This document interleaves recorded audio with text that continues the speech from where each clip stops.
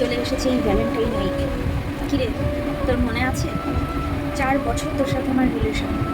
4 বছরে কোনো দিন তুই আমাকে কোনো এই উইকে পরপর ডেট ওয়াইজ কোনো দিন উইশ করতে পারতিস না, ইভেন ভুলেও যেতিস। সবসময় প্রত্যেকটা বার আমি তোকে মেসেজে, কখনো ভিডিও কলে বিভিন্নভাবে উইশ করতাম, কিন্তু অনেক সময় অভিমান করে রাত্রির 12টা কেটে গেলে বলতাম, তুই আজকের ডেটটাতেও ভুলে গেলি, আজকের ডেটটাতেও উইশ করলি না। তো কি বলতো, মানে কোনোদিন আমি এই ভ্যালেন্টাইন উইকটা কখনোই আমার জীবনে ঠিকঠাকভাবে আসে।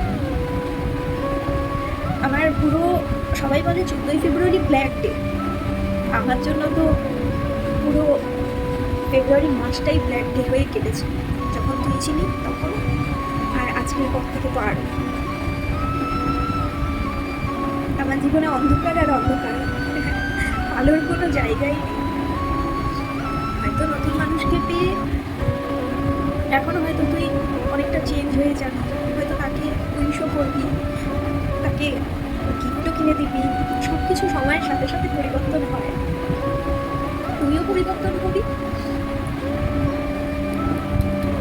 খুব মনে পড়ছে তো এই সোশ্যাল মিডিয়ায় আমার পরিবার, আমার আত্মীয় স্বজন, আমার বন্ধু বান্ধব, আমার ভালো মন্দ সব কিছুর ভাগিদারি সোশ্যাল মিডিয়াকেই মানি, তুই সেটা জানিস।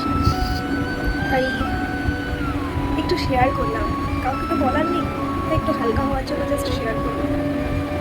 ভালো থাক বস, অল দ্য বেস্ট। এই ভ্যালেন্টাইন উইকটি তোর খুব ভালো কাটে, যদিও তার মধ্যে একটা দিন চলে গেছে, রোজ ডে চলে গেছে, আজকে মেবি প্রমিস ডে। তো নিজের কাছে নিজেই প্রমিস করেছি, নিজেকে নিজেই রোজ দিয়েছি, আর বাকি ডেগুলো নিজেকেই নিজে দেবো। কেউ দিন কখনো ছিল না, থেকেও ছিল না। তো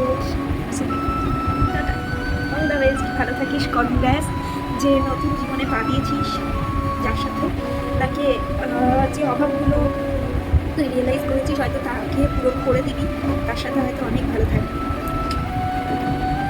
যে একটা মানুষ ওতপ্রোতভাবে রয়েছে, তার সঙ্গে তোর কি সম্পর্ক আমি ঠিক জানি না, কিন্তু এমনও হতে পারে যে সে তোকে কোনো কন্ডিশন দিয়েছে, সেই কন্ডিশনের জন্য তুই আজকে আমার থেকে দূরত্ব নিয়েছিস, আর তার প্ররোচনাতেই যে তোরা আমার মধ্যে এই গ্যাপিংটা এসেছে সেটা আমি জানি। তাই হোক, বেশি বাড়তি কথা বলে লাভ নেই, চলো টাটা।